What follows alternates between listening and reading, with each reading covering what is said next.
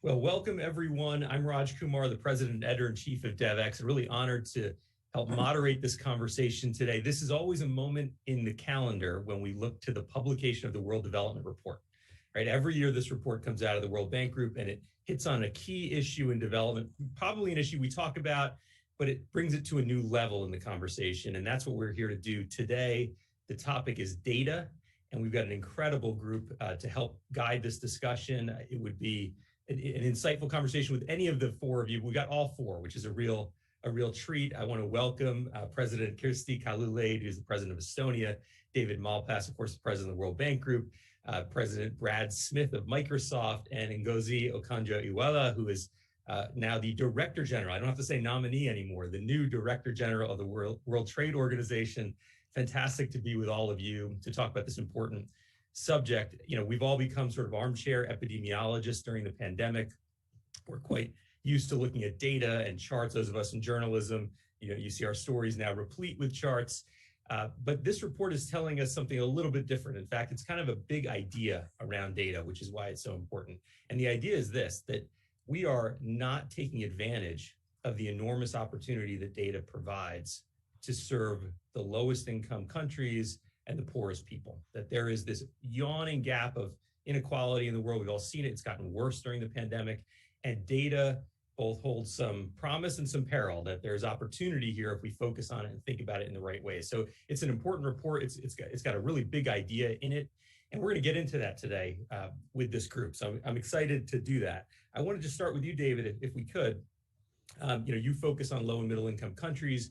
You're looking at this growing gap, this growing inequality, the heightened extreme poverty, and you're thinking about many tools that the bank has to address it. Where do you see data fitting in? Yeah, thanks, Raj, and I'm very interested in the views of the others on the panel. What we've done with this report is, and it's been 2 years in the making. It goes through and shows that data is very positive and has huge potential, but then how do we fill in the gaps? So if I can give one aspect of that is the actual digital systems in developing countries are behind advanced economies. And so how do you create the infrastructure that allows the more data to be used by the people of the country? So that's a very positive side and a challenge. And then on the link is not connecting also.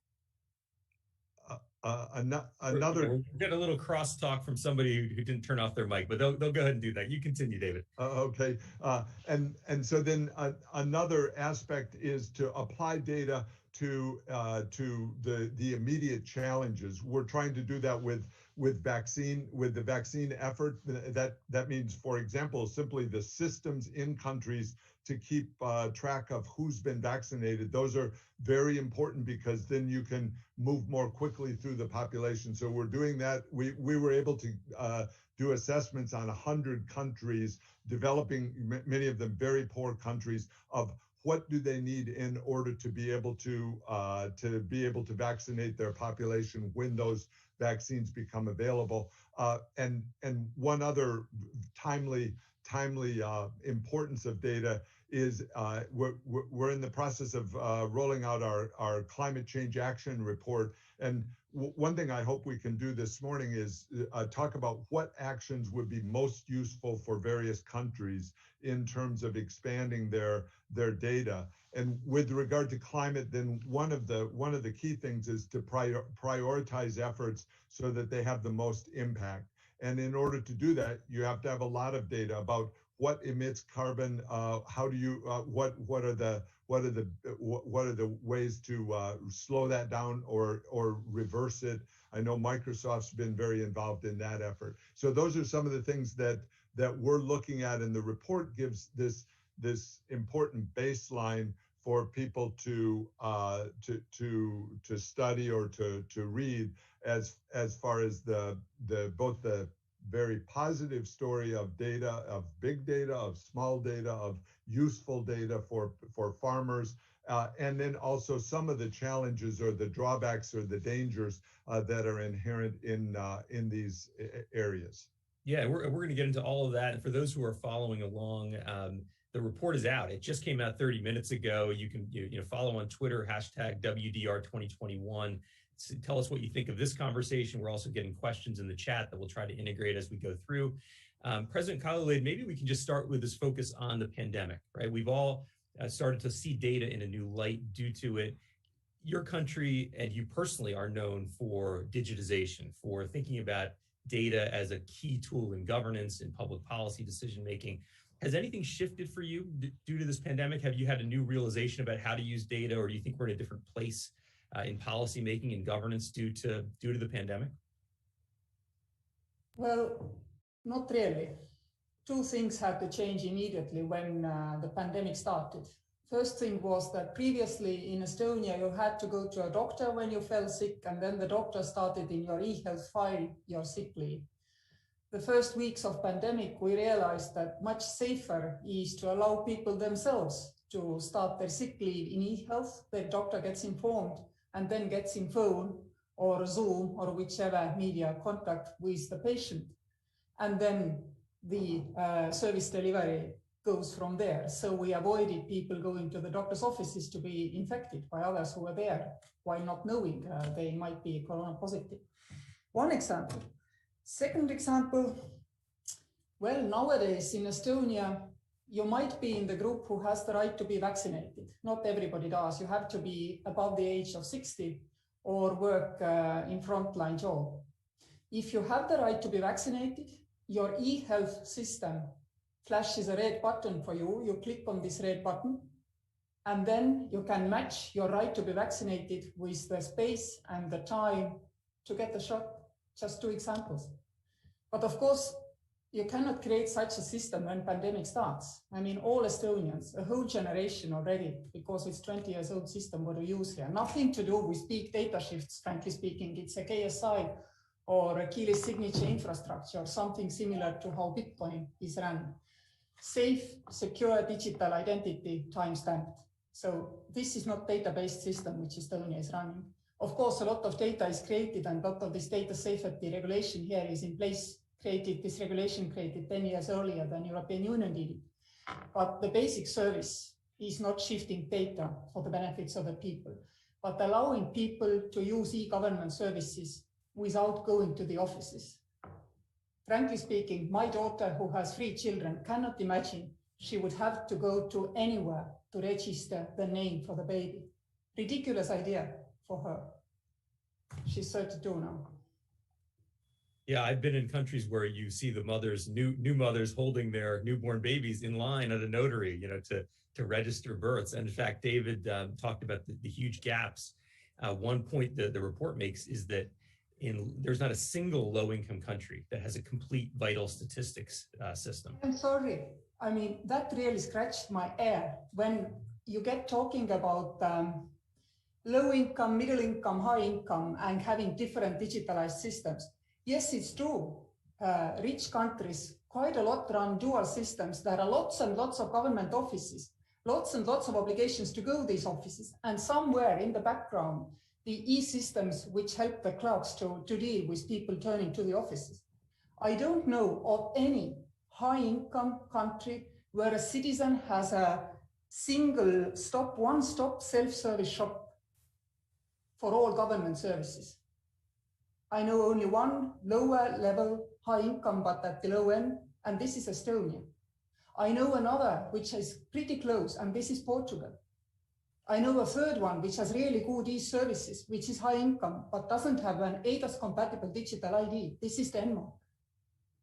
And this is an encouragement for middle income and low income countries. You don't have to be terribly rich.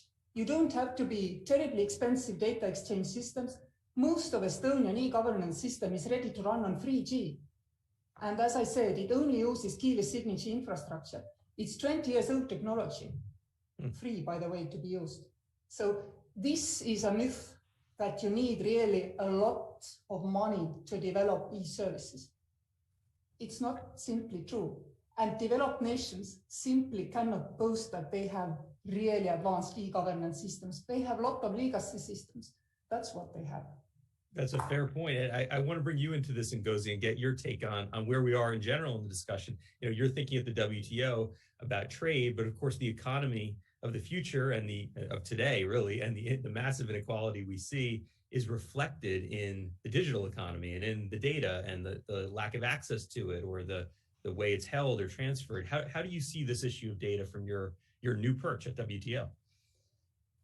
Well, thank you so much, Raj. I mean, I think I want to really congratulate David and the bank for this WDR, because I think it's exciting. It shows a lot of potential for what data can do. And I completely agree that part of the key for inclusion, for fighting poverty, lies in how we use data and how we can use data responsibly to change people's lives. So from the trade perspective, just looking at one aspect, you mentioned digital services and digital trade. We have the e-commerce negotiations that are ongoing now among members. Admittedly, there are plurilateral negotiations. Not all members are around the table yet, but a good number of developing countries, among the 80 or so who are participating in these negotiations, but there are also many who are not. Now, what the negotiations are trying to do is to recognize the explosion of the digital economy and the importance of e-commerce, which has really shown itself during this pandemic, and the realization that many developing countries can benefit from this, that micro, medium, and small enterprises can have platforms that can help them reach others and sell on the internet. All of these, and women in particular, you're talking of women in trade. This is also a platform, but we don't have rules and standards that govern the e-commerce. And to make sure we have a level playing field, we need these rules. And that is why the negotiations are ongoing, trying to put in place standards, that can govern the use of data, trade data in this case. We don't have those standards. There's a lot of fear. We have massive cross-border data flows, but many developing countries don't have the regulatory capacity to manage this. And so committing to these negotiations without knowing what it will mean in future is difficult. So lots of data, but how to manage it, how to govern it within the trade sphere, that's what we're struggling with right now. Brad, you've been very outspoken on exactly this topic. I remember when GDPR came out and you announced Microsoft was going to use it as a standard globally. And you've talked a lot about the legal frameworks, regulatory frameworks. I guess I wonder what your feedback is on Ngozi's point here. Is it that the technology and the amount of data being generated is just moving too fast for countries to, unlike Estonia, perhaps, to catch up and to stay on top of this? Or what do you think is actually needed to do what this report is asking us to grapple with, and take the data that's out there and make it actually serve people? Well, it's a great question, and I would say a few things. Number one, I think that the report is so well timed, it's so important, and I think we should all recognize that it doesn't matter in what area you work. If you are working on an important problem, data is really the new and indispensable tool to help you address it. We're working with governments around the world on very concrete issues like COVID and carbon and corruption. And data really is what can make the difference in advancing our efforts. The second thing I would say is it actually starts, I think, with a very practical aspect. You can really put data to work only if people are measuring the same thing the same way. Otherwise, it actually just sort of creates confusion.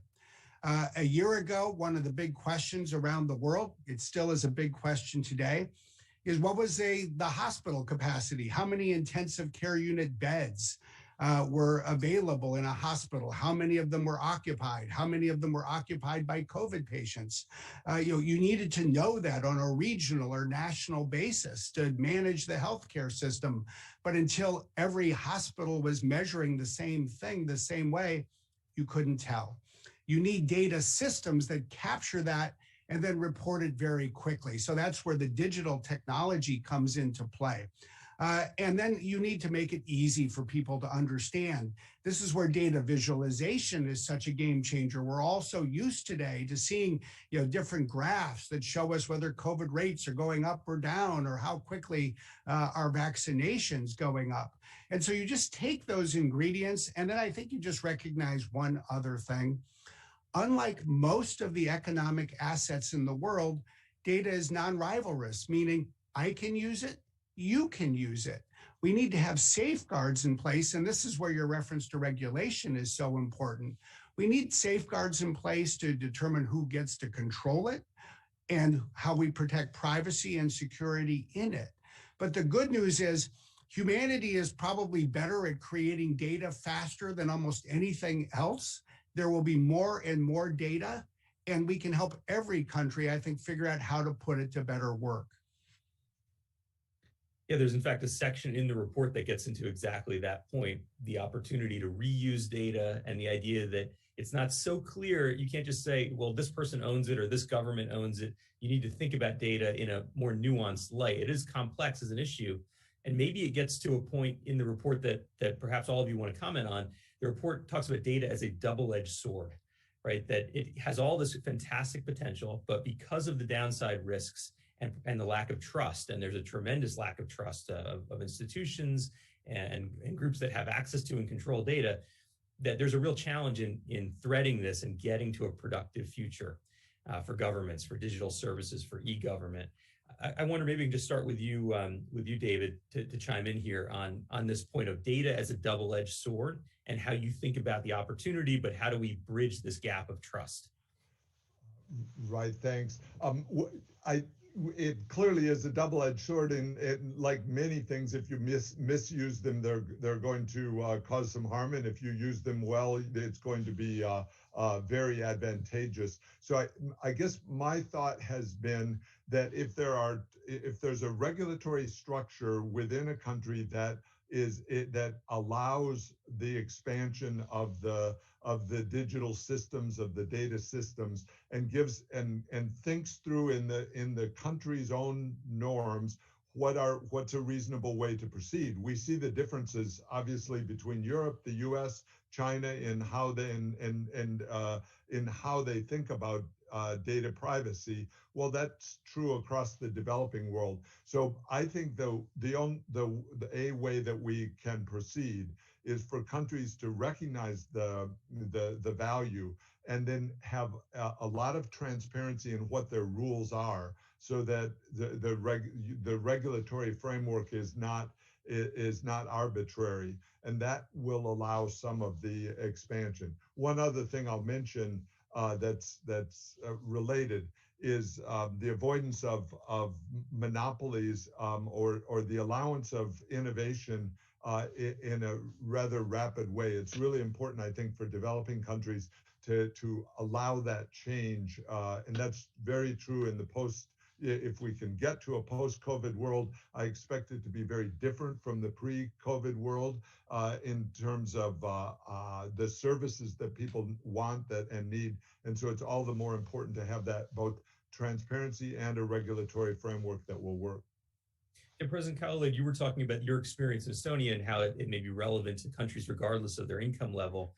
And I wonder what your experience is on this particular point about trust, right? Where people are now, they're using a digital identification, they're connecting with government digitally, data is being transferred and held. How do you ensure people feel trust in that system? They don't think it's abused.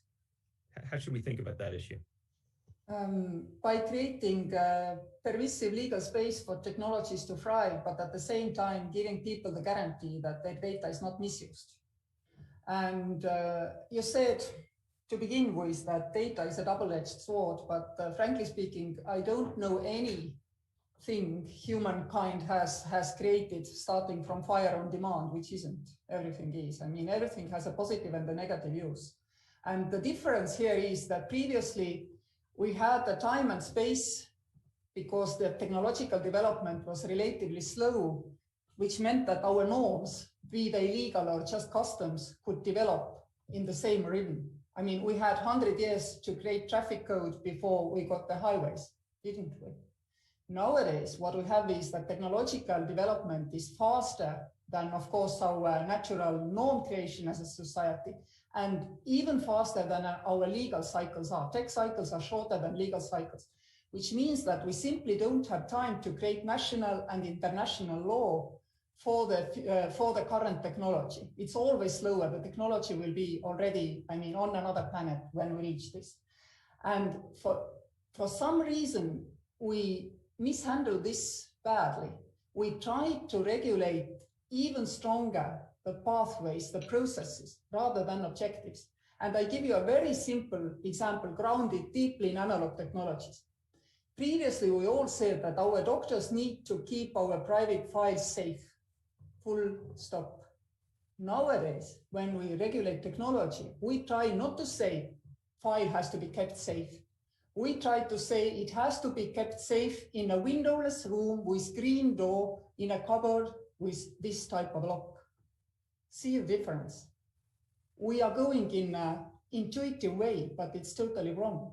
So what we need to do is we need to regulate sector neutrally and current technology neutrally for the future, the objectives and outcomes, which means we need to regulate who has the right to gather data, who has the right to handle data, and how data is not only used in an, anonymized way, for example, but also how it is disposed of. And leave technology creators and appliers to demonstrate to us that they do apply these kind of standards. In Estonia, for example, the government has itself set itself a standard that it only asks citizens for any kind of data once. It's called once only principle. If you have been given this information by a person once, like this is my address, this is where I live, this is with whom I live, the government cannot ask second time. It has to be able, if a citizen consents, to find this in its files. And we don't have one big file. We have actually quite separated proportions of data in our data files in the government.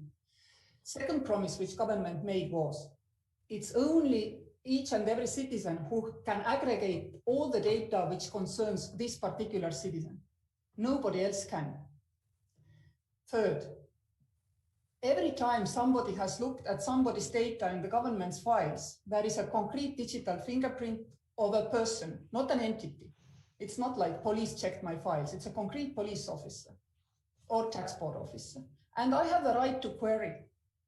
And if the answer doesn't satisfy me, I will complain, and the state takes this person who was nosing in my file to the court. Now, all these principles have applied for 20 years in Estonian digital ecosystem. Never mind which kind of technology underlies this system. It's tech neutral, it's sector neutral, it's general, it's easy to understand for the people, and therefore easy to verify. This is how we have created the trust. Brad, your book kind of makes the exact same point. It's titled "Tools and Weapons," the idea that technology can be a good thing and a bad thing, as the president describes. And she's talking about the need for principles as opposed to very detailed regulatory frameworks, that to start at that framework level, not to say precisely what you do. I guess what the report is getting at too, though, is that there are more opportunities if we can look at data not as just something to be controlled, but look at it the opportunity to improve lives. Take the medical example, your medical records example. The metadata there might actually be very valuable. If you can ensure it's anonymized, if you can not violate people's privacy, there may be a lot of benefit. I guess I wonder how you see this balance in the double-edged sword frame here. Are we too much on the over-regulating details, or are we moving in the right direction? Or is it kind of a open playing field and a race to the bottom, where companies who don't subscribe to these kinds of principles look for the loopholes and do what they want, while there isn't a strong regulatory system? Well, I think right now it's still early days. I do think, as everyone is capturing, we have to start by agreeing on the problems that we want regulation to solve. And I think the word trust is very apt. We need to protect people's privacy. We need to protect the data security, and so it's not breached or stolen. I think we do need to ensure that there's competition, and that this doesn't add to sort of market domination by a small number of companies. I think we need to ensure that it serves the purpose that governments are seeking to advance. And that is, in this context, economic development, the sustainability of the planet, broad-based public health, and the like. I do think having a set of straightforward principles is key. And I think it's such a good point. What we really need is something that is technology neutral, so that as the technology changes, we don't find that the regulation has unintended consequences. And then we can let people go to work. I will say, though, the other thing that I think is worth keeping in mind is every country in so many ways has an equal opportunity to create data. This isn't like looking for oil or some other raw material that human history would guide us towards. The truth is, there's really only two things that over the next 20 years will probably determine how much data a country creates. The first will be the size of its population, and the second will be the number of digital devices it has. And these don't need to be the world's biggest digital devices, although you do need some data centers to put this data to use. But fundamentally, it's phones. It's going to be billions of very small devices through the Internet of Things. The truth is, 20 years from now, Africa should probably be the continent that is creating some of the largest amounts of data in the world. And then the key will be to ensure that it not only serves economic development, but the broader public good. And I will say this is the last aspect where international collaboration and regulation and an organization like the WTO and the World Bank becomes so important. Yeah, I just think it's probably not realistic to think that there's going to be 50 huge data centers in every country in Africa. You're going to need to move some data across borders so that it can be used in a broader way. But governments are only going to be comfortable with that if there is some kind of international legal framework in place. The faster we do get to some shared understanding of that, I think the faster we'll see the creation and use of data accelerate to serve economic development. Yeah, and I guess I wonder for you, Ngozi, to what extent do you feel like lower income countries are part of this, are engaged in this discussion today? You're actively negotiating, actively looking at trade agreements.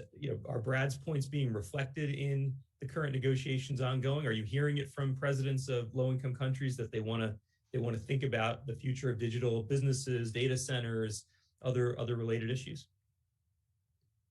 Well, thank you, Raj. I think building on both what Brad said and President Kesti of Estonia said, two or 3 points. We just have to recognize that for many countries, this discussion sometimes about data and digitization may seem esoteric, because the basics of what it needs, the countries need to participate and generate data, make use of it, is sometimes missing. This is why many countries talk about the digital divide. So the sheer lack of infrastructure sometimes impedes countries from participating in these discussions that they should. And the president of Estonia was saying you don't have to be rich to be able to have e-government and participate. And that's true to some extent, once you have the basic infrastructure in. But for many countries, laying this infrastructure is very expensive. So we need to think about that. How do we get countries to participate when they don't even have the access to the internet? You look at the numbers. Okay, our young people on the continent, about 43% of them have access, but overall population, 15%. So you can't even begin to talk of people really participating when they don't have that. So this is something we need to really focus on, that digital divide. If we don't solve it, instead of data being a good, we're going to have more inequality in which poorer countries and people are left out. The second thing is trust. If people feel the data works for them, then they will be willing to participate in sharing their own data. And to the extent we've seen people see their data being used to give them access to services, conditional cash transfers, access to other government services, using it to get them access to education and health, vaccination for their children, etc. People are less mistrustful. are more willing to engage. So I think, it's one thing, as the report says, to have data, is another to extract value from that data. And the fact that many low-income countries don't have the capacity yet to extract that value makes them leery of engaging in discussions on data governance. So I think this is one issue we really have to tackle head on. How do we bridge this digital divide? And if I might, Ngozi, Brad talked about the amount of data is determined by the size of the population and the number of digital devices. And your point is, for many of these countries, the number of digital devices, number of connected devices is very small. And this sort of gets into a theme we wanted to get into today. We're getting some questions about it. And that is, we've seen in the pandemic at the very beginning, there was this idea that this was the great equalizer. Everyone is affected by COVID. But we realized quickly it's actually a very unequal situation and it's exacerbating that inequality. Is data the same thing? Are we going to basically see, that advanced economies, wealthier people have many devices, they're much more connected, they're moving to 5G, they're moving to AI, while many others really are still using a feature phone or are not connected at all? Is the divide going to get worse before it gets much better? I pose that to you and to everyone as we kind of start to get toward the end of the conversation and think about what is this new social contract? Like what is required of all of us to avoid that future? Well, I really think that's the issue. If we don't make the effort to include countries that are left behind in terms of this digital access to digital infrastructure, then we're going to have increasing inequality. They will have less access to these devices, less ability to participate, less desire to engage in global discussions on governance. So we have to bear that in mind. And, that means that a large part of the population is left out. Can this be solved? Yes, absolutely.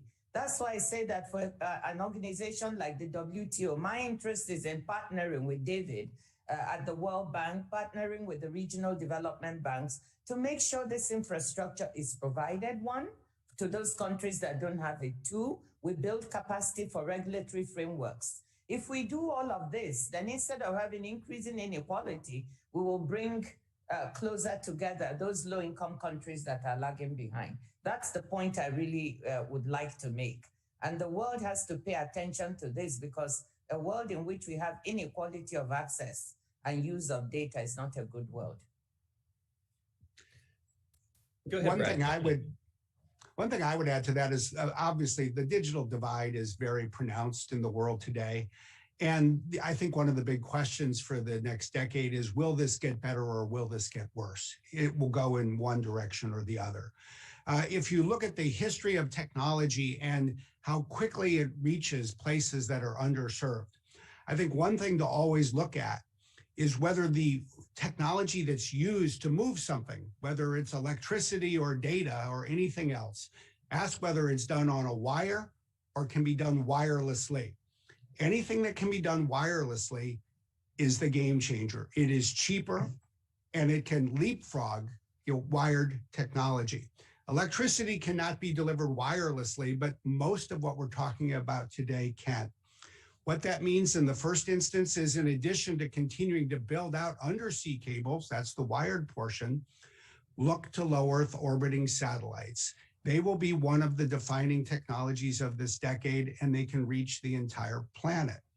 Second, I think especially for lower income countries, you don't need to reach every building or every home through a fiber optic cable under the ground. You'll want that in your urban areas. It will be critical.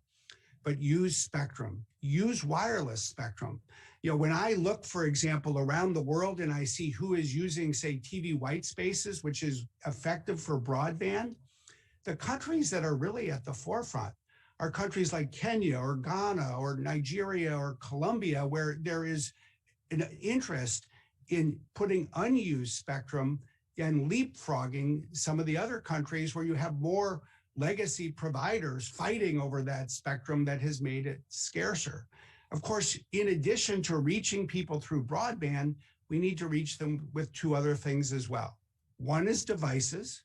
So we have to keep figuring out for us in our industry, how do we make them cheaper? How do we make them more available? And then the last thing is skills. Yeah, it's not enough just to equip people with the device and a connection to the internet. And this is where the development banks, the World Bank and all of the other development banks, I think are going to need to be at the forefront in expanding digital skilling programs in partnership with governments. Maybe I could just bring David in on this one point about, you're talking about the cost of devices, and they have to come down, Brad. And there's a data point in the report saying for the 20% of the world's poorest households, the cost of an entry-level smartphone today is 80% of monthly income, right? So, when what David's doing at the World Bank, focusing on the 800 million or so people at the very bottom, people living on less than $1.90 a day, how do we ensure, David, they aren't left out of this digital revolution? Thanks, Raj. We can think of it as, and I think there is a digital divide. And so if we focus a lot on that, we're going to maybe come up with solutions that aren't optimizing for the people. The biggest value for people, often maybe it's not the smartphone, it's any kind of digital data that has financial information on it. As we've seen in Kenya, a good measure of the success of this system is the number of transactions that occur and what the cost per transaction is. So if you can have 1 billion transactions at a small fraction of a cent, you're probably providing huge value and gains for people that are very low on the income scale. And that's what's going on in quite a few countries. So I think the things Brad said made sense as far as choosing your where you can use the spectrum. So that's important, and the regulatory structure, I think, for countries to do that. I want to note, monopoly power is problematic for some of the countries. For example, in West Africa, there's a pretty tight monopoly on the fiber optic cable itself. And so that creates limitations. So I think having an environment that allows competition and innovation is going to be important. And I wanted to mention, in addition to, or I think as we define financial inclusion, we should be doing that not so much in terms of a bank account anymore, but in terms of access to really low-cost transactions. If your income per day is $5 per day, you can't afford a transaction that's 10 cents. You need a transaction that's cheaper, and you need a lot of them in order to survive, in order to innovate and have children learn the systems. So I think we should focus some on the actual infrastructure and those parts of the developing world that haven't allowed or are not moving forward in terms of low-cost transactions. I'll mention that. Yeah, and I appreciate, David, you kind of expanding the conversation around data, because obviously we often will go directly to things like digital data that are produced on devices, but as you say, it really touches everything, including financial data. So we're getting to the end of the conversation, and I wanted to try to leave people with an action point, right? With something that we can actually do, given what this report is calling all of us to do. And so, the question I want to ask everyone is, what is the most important contribution data can make to improve people's lives? And what more do we need to do to get there? And maybe we can start with you, President Kalale. I'd love to get everyone's take on this. What's the one thing, the most important contribution data can make to improve people's lives? Well, the way we started here in Estonia was to declare access to internet a human right. Of course, we didn't write it in the law exactly, but this is how we acted. And I would really like to relate to something which was said before. And it was said before that, data and digital accesses have their costs, and digital services have their costs to be delivered. But frankly speaking, let's take an analog from the paperwork world. If you have an universal or means-tested child support in any country, then delivering it by internet applications and simple transactions, which can be more or less automatized from state budget to people, bank accounts or cell phone accounts, I don't mind, is definitely cheaper than having a paper-based, office-based development. Which means that, I mean, if you didn't have means to do these services before, you're not going to have them today neither, simply because you have technology. But technology makes it inherently easier and cheaper to deliver for people. But inclusivity doesn't happen all by itself. 20 years ago in Estonia, if you think everybody had even a fixed line phone at home, you're wrong. But what we did was we declared internet a human right, and if you had a school or a library, you had an internet access point through which you could use government e-services. So everything starts with making your legislation to withdraw everybody in. And that's the most important thing. If you want to achieve inclusivity, you have to act politically. You have to act regulatory way. You cannot just sit back and wait this to happen. It cannot be delivered in any other way. And the last moment is that we very often think that governments don't matter. Governments do matter. The digital transformation in Estonia only happened because government and private sector created the digital identity for each and everybody together. We have loads of countries who have lots and lots of digital private services. But what is missing link is exactly this. Government is not in this digital space, it's not present. And that makes the digital space wild, unsafe, anonymous. You have to drive anonymity from this space. So inclusivity and lack of anonymity, my two suggestions. Thank you. Thank you very much for that, President Khalid. Maybe, Brad, we can go to you for your final thought here. What is that one most important contribution data can make to improve people's lives? Well, I'll just pick one practical issue that I think is sort of the issue of our time, and that's climate and carbon. Data is going to be indispensable to the world's efforts to reduce carbon emissions. And we cannot possibly reduce carbon emissions unless we all have a standardized approach to measure it, to monitor it, to just know how much progress we're making. And I do think a point you made earlier, is important. People can look at this and say, well, this data thing, what are we talking about? It feels very esoteric. I'd put it in a different context.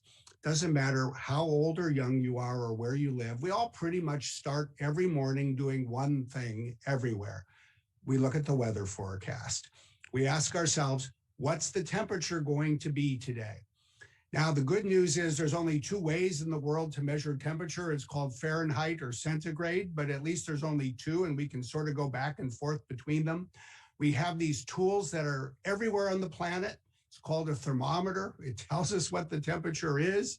We have people who then accumulate all of that data from the past, and they predict what the temperature is going to be this afternoon. Just think about that when you get up in the morning and think about the problem that you want to go to work to solve. In this case, I'll say it's reducing carbon. It could be reducing COVID. It could be reducing corruption. It doesn't matter what it is. That same analytical framework that you use to think about the temperature is the analytical framework that you can put to work to solve whatever problem you need to address when you start doing your job in the day. That's a great way to look at it, Brad. And it makes me think, I wonder how many of us look at our phone to see the temperature before we even look out the window in the morning to see what's happening. Ngozi, maybe I can turn to you for your thought here. What is that one most important contribution data can provide to improve people's lives? I think that if data can give, and I'm talking very much from the point of view of people in poorer countries, data that gives people access to services that can make a difference in their lives. And I'm talking of education, of health. That is what is important. And that's what I think will make people trust the system and participate in it. So for me, getting value out of data for people such that they can feel included as part of the economy, I think that is very, very that's perhaps the best that one can hope for. How can it help make education more accessible for girls and for boys, particularly those in rural areas? How can we use GPS data to track where they are and find them? Or those who are in urban slums who are forgotten, that GPS data that gets to them, finds them, and they can get access to these services? How can we get women access to the internet so that they can improve their economic well-being and that of their family? So every bit of data that can give access to services to improve people's lives, that's what I think my wish would be. And thank you so much for that, Ngozi. And David, maybe we give you the last word here. What is that most important contribution from your perch at the World Bank? Thanks, Roger, and thanks everybody on the. It's been a really interesting discussion. I don't know if I have one thing, Raj. I want to give kind of three. One is access, as Ngozi was saying. One, I think, is an uncensored flow of information. That's really critical. Once you start down the path of censoring the information, I think you lose a huge part of the value of data and of information. So that's critical in the makeup of the whole backbone of the internet.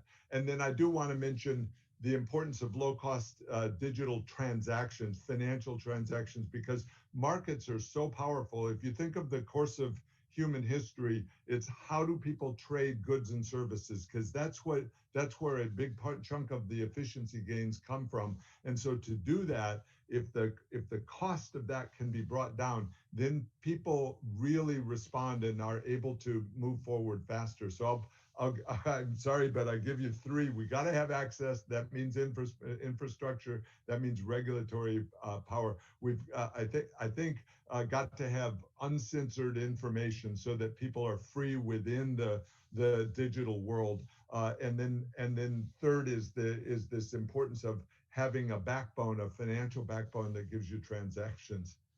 Thanks. I think Raj. that third one, David, is an important underlying of what this report is trying to do, which is to make us think of people in the world who may be at the very bottom of that economic ladder.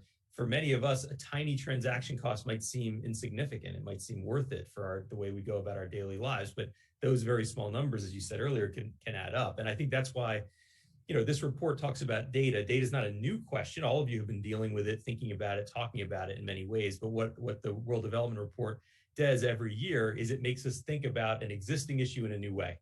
And I think, I recommend to all of you who haven't seen it yet, it's a free report. You can download it from the World Bank's website and get a sense for this idea of a new social contract and what does it actually look like, and understand many of the nuances that I think our panelists ably brought up in the conversation today. So I want to thank all of you for a fantastic discussion. I'm sure people at home are clapping and applauding this group virtually. It was a really rich conversation, and congratulations to the authors of the World Development Report 2021. Look forward to seeing all of you on social media and at the next virtual event like this. Thank you. Raj, can I give a shout out? Carmen Reinhardt and her group did a huge job on this report. So it's fabulous, just coming out today. Check it out. Nice to be with all of you. Thank you. Bye. Bye. Bye all.